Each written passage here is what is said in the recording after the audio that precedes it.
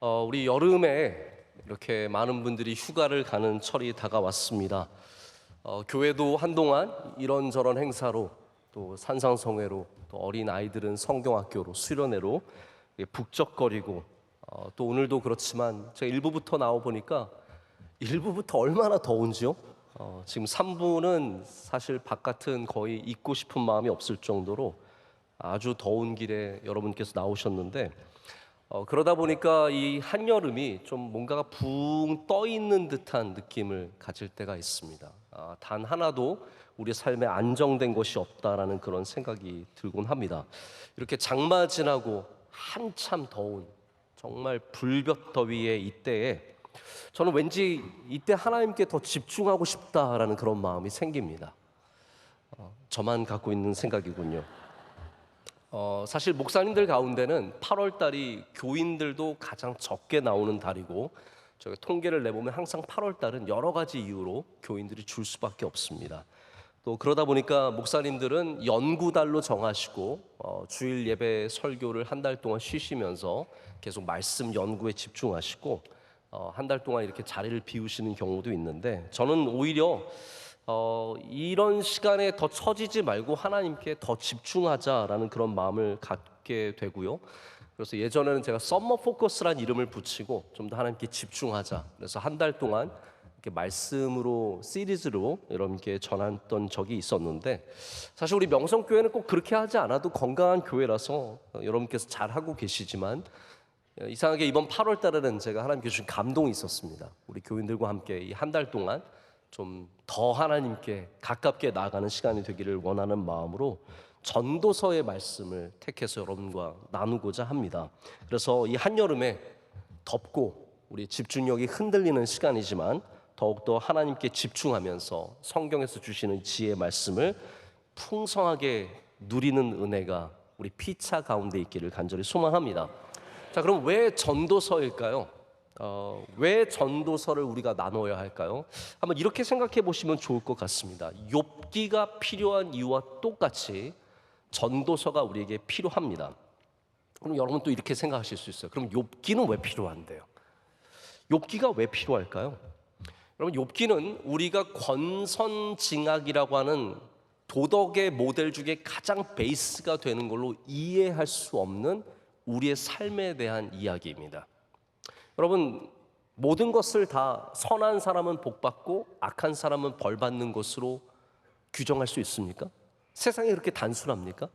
그렇지 않거든요. 그런데 우리가 가끔 성경을 읽다 보면 성경의 주된 도덕의 범주가 권선징악이기 때문에 모든 것이 다 그렇게 되는 줄 알아요. 그런데 세상은 참 어렵습니다. 복잡합니다. 모순 덩어리입니다. 그래서 똑똑하고 잘난 사람들이 안 되기도 하고요. 전혀 그렇지 않은 사람이 잘 되기도 합니다. 이걸 도덕적으로나 영적으로 봐도 마찬가지입니다. 하나님 잘 믿는 사람 중에 남들이 당하지 않는 고난을 받는 사람들이 있습니다. 하나님 저는 억울합니다. 제가 저 사람은 저렇게 맨날 술 마시고 세상에서 이상한 짓을 하고 다 살아도 건강하게 사는데 저는 평생에 하나님께 충성하고 열심히 교회 나왔는데 왜 제가 병에 걸려야 합니까? 이런 고난의 문제를 여러분 어떻게 단순히 권선징악으로 풀 수 있겠습니까? 그렇기 때문에 욥기는 우리에게 그보다 더 큰 이야기를 던져주고 있습니다. 이것으로 풀 수 없는 우리의 인생의 고난과 고통을 욥을 통해서 우리에게 이야기하면서 그래서 욥기는 욥의 고난에 대한 이야기만이 아니라 우리보다 더 크신 하나님에 대한 이야기이고 욥이 그 모든 문제들을 하나님 앞에 설 때 풀게 되는 그런 이야기입니다. 근데 전도서가 바로 그런 역할을 지혜서 가운데 준다는 거죠. 여러분 지혜서의 핵심이 무엇일까요? 오늘 우리가 읽은 교동문도 그렇습니다. 지혜를 칭송하는 것이거든요. 잠언서를 쭉 읽다 보면 잠언서의 핵심은 지혜 있는 자가 복되다는 거예요. 근데 전도서는 이것을 뒤틉니다. 지혜가 다라고? 무슨 소리야? 지혜 있는 사람이나 멍청한 우매자나 내가 보니까 비슷하던데? 별 차이가 없던데? 열심히 일하는 사람이나 그렇지 않은 사람이나 별 차이가 없던데? 바로 그렇게 모순된 이 세상, 불확실하고 비합리적인 이 세상에 대해서 전도자가 그렇기 때문에 이 세상은 헛되다는 거예요. 모든 것이 헛되다는 겁니다. 새 것이 이 해 아래 하나님이 만드신 이 세상에는 새 것이 없고 무의미한 것들 뿐이고 헛되다는 거죠. 자, 그런데 이것을 어떤 사람은 굉장히 염세적으로 받아들입니다. 패시미스틱하게 받아들이죠. 어떤 사람은 이걸 굉장히 부정적으로 받아들입니다. 그래서 맞아, 뭐 다 헛되고 헛된데 뭘 열심히 살아, 뭘 수고할 필요가 뭐가 있어, 저 인생이나 내 인생이나 될 대로 되라지. 근데 여러분, 성경이 말하는 헛됨의 정의는 염세적인 부정적인 헛됨이 아닙니다. 이 세상이 바람과 같아서 잡으려고 해도 잡히지 않는 그런 복잡한 모순된 존재임을 드러내기 위해서 이 헛됨이라는 단어를 사용하고 있고, 그래서 전도서가 중요한 겁니다. 유명한 목사님이죠. 이번 로잔 대회에도 가장 중요한 역할을 하시는 분이 크리스토퍼 라이트라고 하는 목사님인데, 이분이 쓰신 전도서 주석을 그 친구가 읽고 이렇게 얘기를 했대요. 야, 나는 전도서가 없었으면 하나님 못 믿었을 거야. 내가 너무 힘들고 모든 것이 무의미하게 느껴지고 허무해서 인생을 살아갈 가치를 느끼지 못할 때 전도서를 읽으면서 삶의 부조리와 모호함에 대해서 이 하나님의 진실된 말씀을 통해 많은 위로를 받고 자기가 다시 하나님을 붙잡게 되었나라고 그렇게 얘기했다고 합니다. 오늘 본문 말씀이 사실 그렇게 얘기하고 있습니다. 해 아래서 일어나는 모든 일들이 다 헛되어서 바람을 잡는 것 같다라고 얘기합니다. 지혜가 있으면 대단해질 줄 알았어요.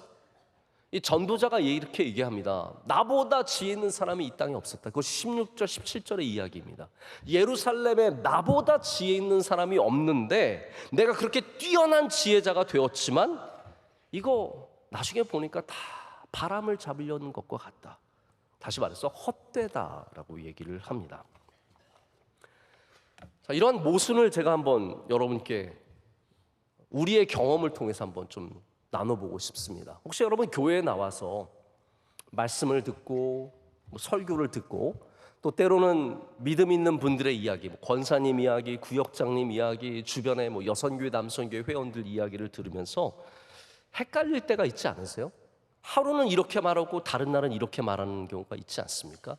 목사님이 나와서 설교를 하는데 하루는 열심히 살아야 합니다, 수고해야 합니다, 땀 흘려야 열매가 있습니다, 그렇게 놓고 다음 주에는 은혜 없이는 아무것도 못합니다, 우리가 뭘 할 줄 압니까? 은혜밖에 없습니다, 딱 이렇게 말하면 이거 뭐지?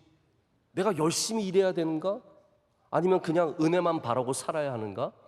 이렇게 생각하기 쉬운데요, 사실 지혜서의 핵심인 전도서도 이런 얘기를 하는 겁니다. 우리 둘 다 필요한 거예요. 사실은 어느 하나만이 아니라는 거죠. 어느 하나만으로 살아가는 게 아닌데 너무 하나를 강조하다 보면 마치 다른 것은 아무 의미가 없는 것처럼 얘기하게 되는데 전도서는 그게 아니라는 겁니다. 그래서 오늘 우리가 읽진 않았지만 2장 16절 가면 전도자의 이야기를 들을 수 있는데 전도자가 이렇게 얘기합니다. 지혜자도 우매자와 함께 영원하도록 기억함을 얻지 못하나니 후일에는 다 잊어버린 지 오래될 것입니다. 오호라, 지혜자의 죽음이 우매자의 죽음과 일반이로다. 저는 전도서의 말씀을 읽기 시작하면서 이 부분에서 굉장히 많이 제가 도전을 받게 되었습니다. 그렇구나. 우리가 대단한 지혜면은 인생이 다 문제가 풀릴 줄 알고 이걸 다른 걸로 바꿔 말하면 무엇입니까? 우리가 돈이면 인생의 문제가 다 해결될 줄 알고 건강이면 인생의 문제가 다 해결될 줄 알고 대학교 좋은 데 가면 인생의 문제가 다 해결될 줄 알고 좋은 사람과 결혼하면 인생의 문제가 다 해결될 줄 알았지만 막상 지나고 보니까 다 거기서 거기라는 거예요. 그럼 결론이 무엇이겠습니까? 제가 좀 이따 결론을 말씀드리겠는데 올림픽 이야기를 먼저 좀 함께, 여러분 졸리니까 깨어나시라고 잠깐 하겠습니다. 여러분 올림픽 나가는 선수들이 얼마나 열심히 수고하며 나가는지 아시죠? 요즘에는 태능에서 선수촌이 진천으로 갔는데 진천에 매일 나오는 땀의 양이 얼마일까요? 눈물의 양이 얼마일까요? 제가 볼 때는 정말 몇 트럭으로 땀이 쏟아져 나올 거라고 생각을 합니다. 그만큼 수백 명의 선수들이 이거 하나 바라보고 열심히 수고하고 거기까지 갔습니다. 근데 어떤 사람은 메달을 따고 어떤 사람은 메달을 못 땁니다. 자, 우리가 보기에 메달을 딴 선수와 따지 못한 선수의 차이는 어마어마할 것 같습니다. 아, 메달 딴 사람 좋겠다. 메달 못 딴 사람들 안 됐다. 아, 저거 어떡하냐, 불쌍해서. 근데 여러분, 이들이 나중되었을 때 그 메달이 그 삶에 얼마만한 영향을 미칠까요? 어제 안타깝게 제가 이제 설교 준비를 하면서 틈틈이 계속 어떤 상황인지 볼 수밖에 없습니다. 이거는 뭐 하나님이 감동을 주시는 거죠. 야, 신유빈 봐라. 하나님 저 말씀 준비 중인데 그래도 신유빈 한번 봐라. 그리고 말씀하시면 또 신유빈 한번 봐야죠. 근데 봤더니 우리 삐약이가 결국은 동메달을 따지 못하고 졌습니다. 일본 선수에게 열심히 했지만 제가 볼 때 신유빈 선수가 굉장히 억울했을 것 같아요. 왜냐하면 저는 거의 보지 못하고 맨 끝에 게임만 봤는데 일본 선수의 볼이 네트를 맞고 많이 들어왔어요. 이거는 어떻게 할 수가 없는 거예요. 뭐 세계 1위라도 네트 맞고 앞에 떨어지는 거는 그거는 감당할 수 없는 거예요. 결국은 졌어요. 저는 솔직히 질 줄 알았어요. 좀 실력이 아직은 조금 더 성장해야 된다는 생각을 가졌는데 신유빈 선수가 물론 웃으려고 노력을 하지만 그 마음이 얼마나 힘들겠어요. 저는 근데 신유빈 선수가 제 앞에 있으면 이렇게 얘기해 주고 싶을 것 같아요. 삐아가 잘 들어라. 우리는 금메달 따면 인생이 완전히 변화되는 줄 알고 메달을 못 따면 완전히 실패하는 줄 아는데 금메달 땄다고 행복하고 완벽한 인생을 살게 되는 것도 아니고 메달을 못 땄다고 불행한 인생을 사는 것도 절대로 아니다. 우리 교회, 저희 교회예요.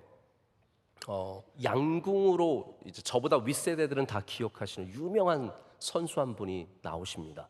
김진호 선수라는 분이 있습니다. 아마 옛날 분들은 옛날 분들 죄송합니다. 옛날에 아시안 게임에서 막 금메달 5개 따오시고 막 이런 전 세계적인 선수였죠. 근데 이분이 전성기 때 올림픽을 나가지 못했어요. 왜냐하면 소련에서 올림픽이 열려서 그 당시에 나가지 못하고 그 다음인 LA 올림픽에 나가서 아쉽게도 동메달밖에 못 따셨어요. 그러면 이분이 불행한 인생을 사느냐? 그렇지 않아요. 이분이 지금 한체대에서 교수로 계시면서 제가 알기로는 대학 원장까지 감당하면서 이번에 금메달 2개 딴 임시연 선수 아세요? 임시연 선수가 이분의 제자예요. 여러분, 우리는 내가 금메달 따고 내가 졌으니까 내 인생 끝난 것 같고 내가 이겼으니까 내가 평생에 잘 될 것 같지만 그런 거 아니라는 거죠. 여러분, 승리했다고 모든 것을 얻은 게 아니고 졌다고 모든 것을 잃어버린 게 아닙니다. 이게 전도서의 내용이에요.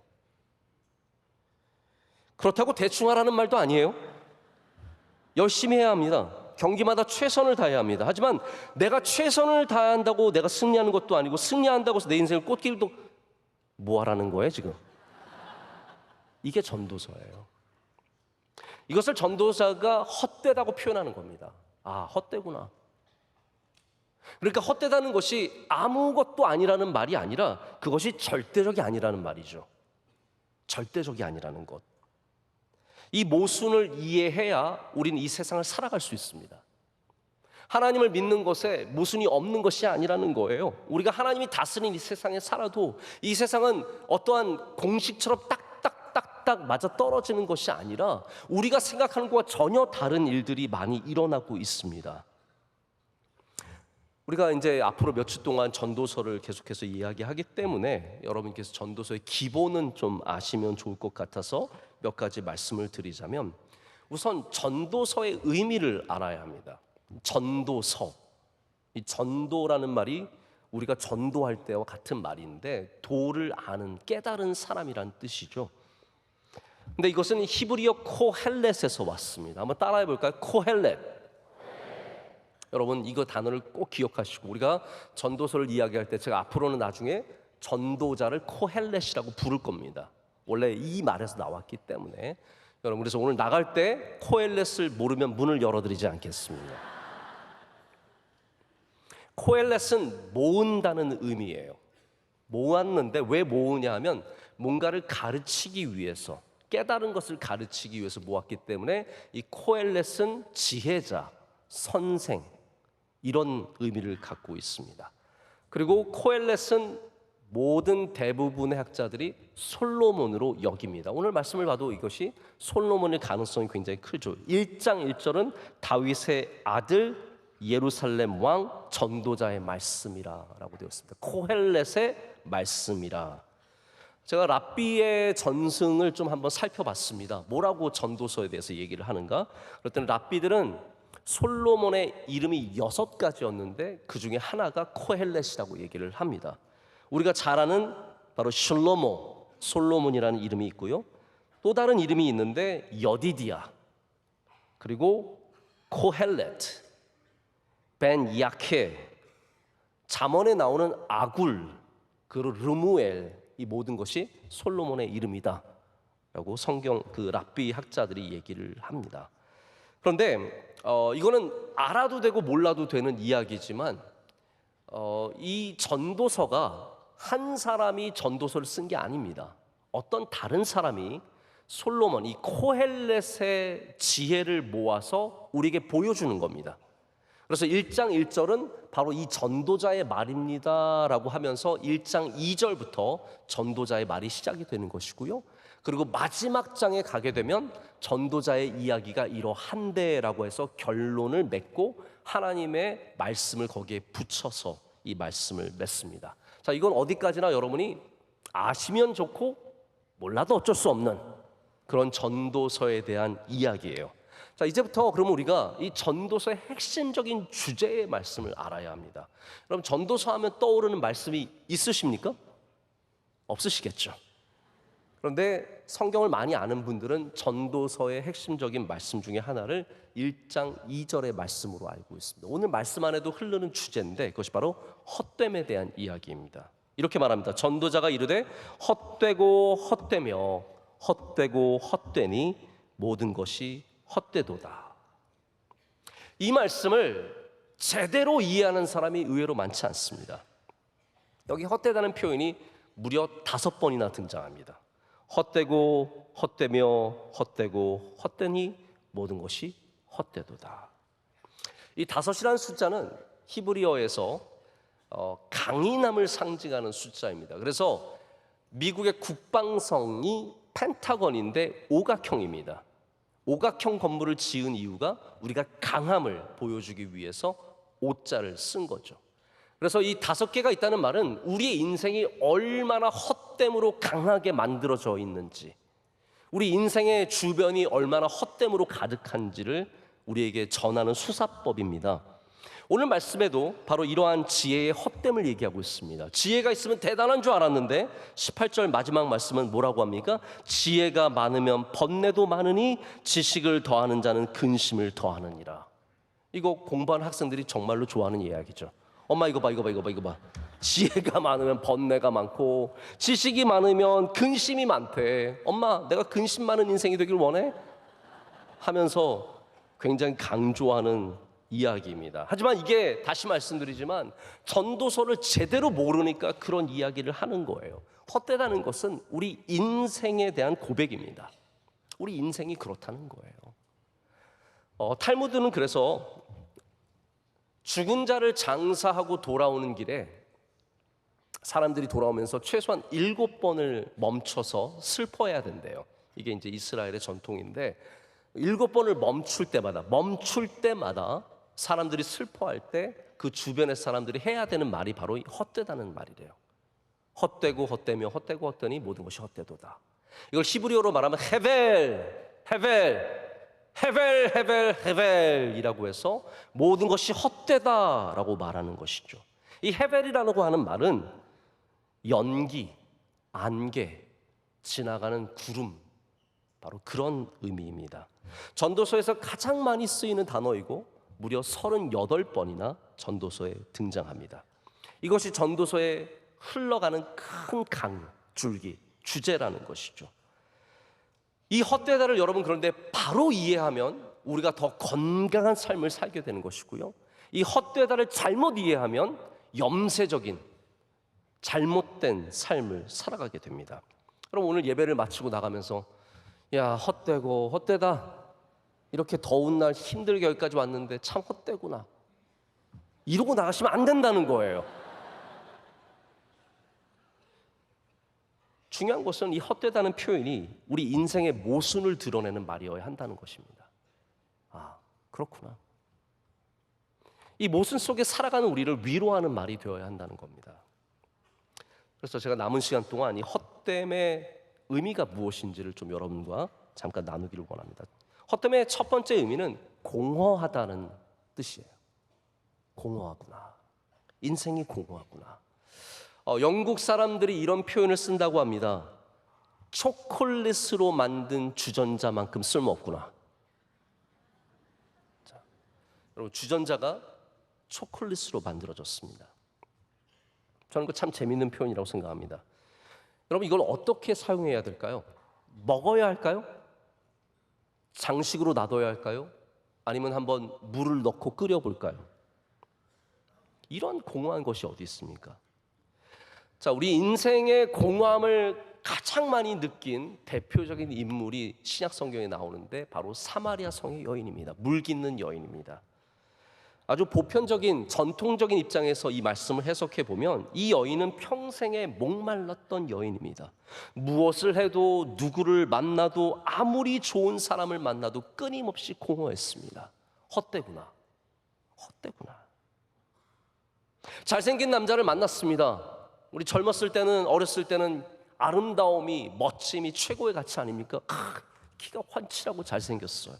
그랬는데 살아보니 초콜릿으로 만든 주전자예요. 집안에 놔두면 반짝거리고 예쁘지만 아무 쓸모가 없어요. 할 수 있는 게 아무것도 없고 해주는 것도 없어요. 그냥 잘생긴 것 뿐이에요. 여자분들 잘 기억하십시오. 잘생긴 남자들이 그냥 초콜릿으로 만든 주전자의 경우가 얼마나 많은지 모릅니다. 저는 이 정도 생긴 게 얼마나 감사한지 모릅니다. 잘생기지 않은 게 얼마나 감사한지 모릅니다. 그래서 그 쓸모없는 초콜릿 주전자를 버리고 이번에는 능력 있는 남자를 만나본 겁니다. 아, 이 사람이면 내가 행복하게 살 수 있겠지. 그래서 살아봤더니 그 능력으로 돈은 많이 가져다 주지만 집에 오질 않아요. 바빠요. 바깥에 여자들이 많이 있어서 그 여자들과 희희낙낙 만나며 살아가고 있습니다. 헛된 거예요. 아, 능력 있는 남자도 헛되구나. 그냥 초콜릿으로 만든 주전자구나. 주전자가 바뀔 뿐이지 똑같다라는 거예요. 그래서 끊임없이 공허함, 헛되고 헛되니 5 남자예요. 헛되고가 5번 반복되는 것과 똑같습니다. 여러분, 이 사마리아 여인이 그 헛됨을 벗어나는 길이 어떠한 길이었습니까? 새로운 주전자를 가져와서가 아니라 영원하신 진리 예수 그리스도를 만남으로 그 공허함에서 벗어나게 되는 겁니다. 공허한 우리의 인생이 영원하신 복음 진리 예수 그리스도를 만날 때에야 인생의 유일한 삶의 의미를 발견하게 되는 것이죠. 여러분, 그래서 제가 결론을 말씀을 드리자면 전도서의 핵심은 헛되다가 아니에요. 이 헛된 인생을 반드시 창조주 하나님을 만나야 된다는 겁니다. 이 잠깐인 인생, 잠시 지나가는 인생, 허무한 이 인생을 우리가 하나님 없이 살아서는 안 된다는 거죠. 헛됨의 두 번째 의미는 히브리어의 본뜻과 가장 깊은 관계를 갖고 있는 것인데 잠시라는 뜻이에요. 여러분, 안개가 어떻습니까? 안개가 12시까지 있는 거 보신 적 있으십니까? 아닙니다. 안개는 다 사라집니다. 제가 가끔 강원도로 갈 일이 있으면 도로에 안개가 자욱할 때가 있습니다. 그러면 새벽에 아침에 가면서 야, 이거 어떡하나, 큰일 났다 싶은데 계속 차를 몰고 가다 보면 산 넘어 있던 안개에 그 위로 햇빛이 비치기 시작하고 그 다음부터는 서서히 안개가 사라지다가 어느 순간 화창한 날씨를 만날 때가 있습니다. 안개는 잠시라는 거예요.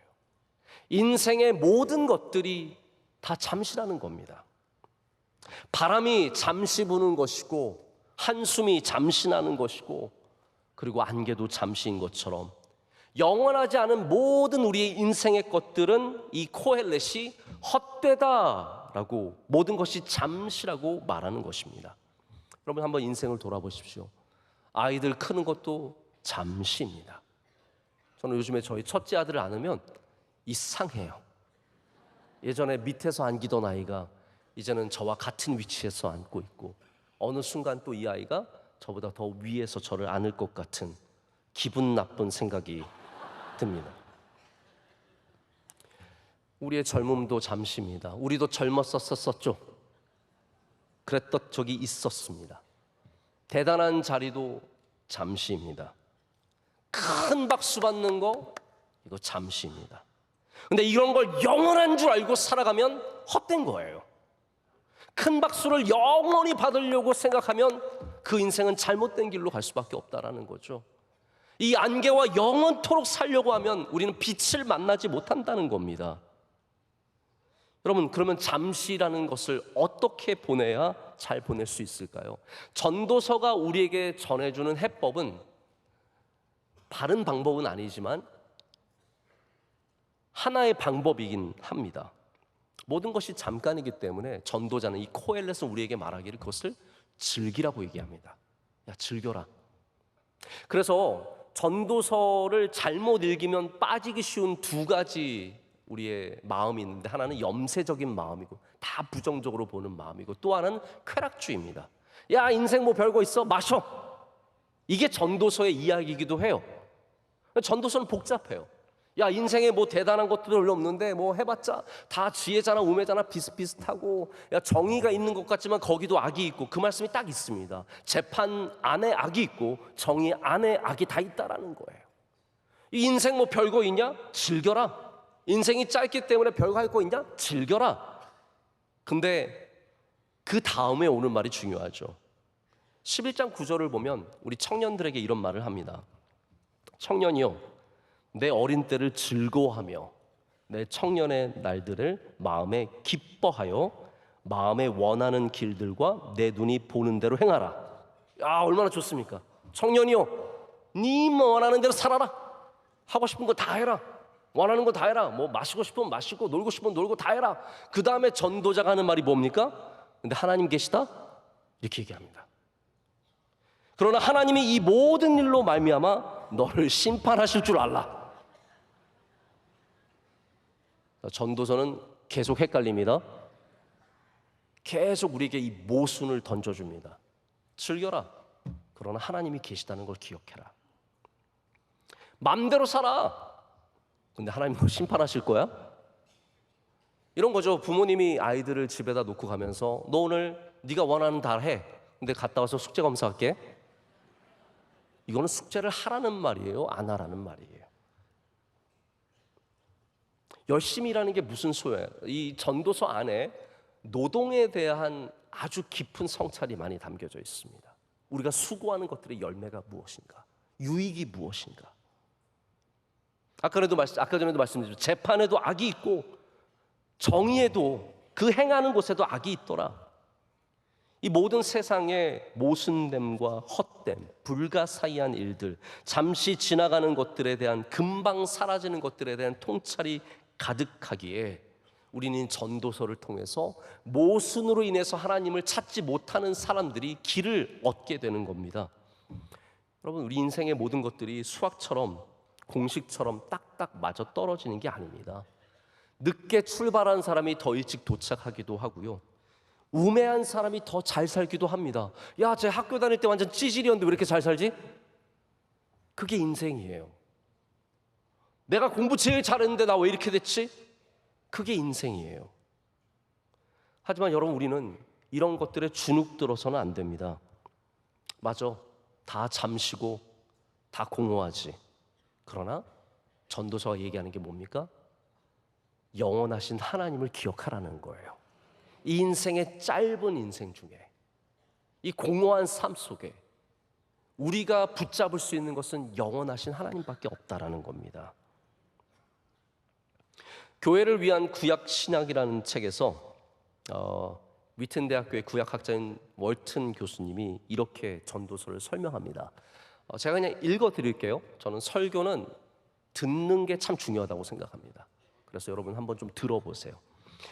이 책에 동원된 강력한 수사법들은 이 세상의 그 어떤 것도 우리를 만족시킬 수 없으며, 따라서 우리는 세상에서 자아를 실현하는 시도를 포기하고 오직 우리의 창조주이신 하나님께 우리 자신을 맡겨야 한다는 진리를 생생하게 보여준다.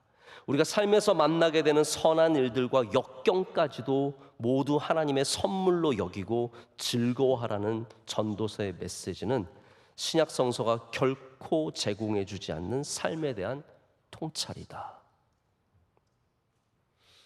여러분, 인생에 뭐가 헛되다고 느끼십니까? 살아보니까 뭐가 헛되던가요? 뭐가 공허하던가요? 뭐가 잠시던가요? 저기 양화진에 가면, 우리 서울 마포 쪽에 있는 양화진에 가면 수많은 어린아이들의 묘비가 있습니다.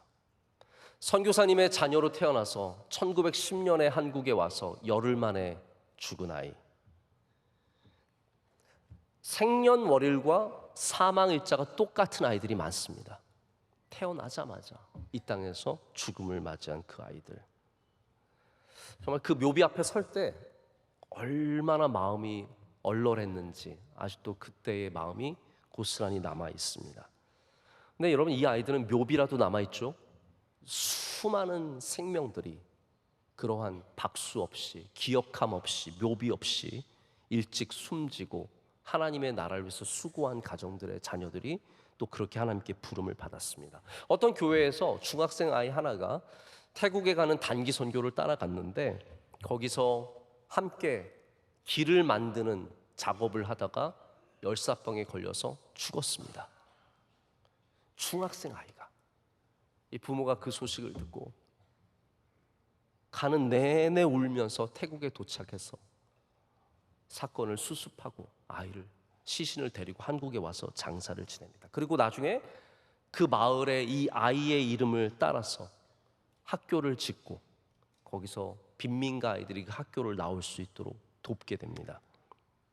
여러분, 이 아이는, 이 선교사님의 자녀들은 이름도 없는 이 인펀트라고만 적혀있는, 갓난아이라고만 적혀있는 묘비에 있는 수많은 아이들은 이 세상을 짧게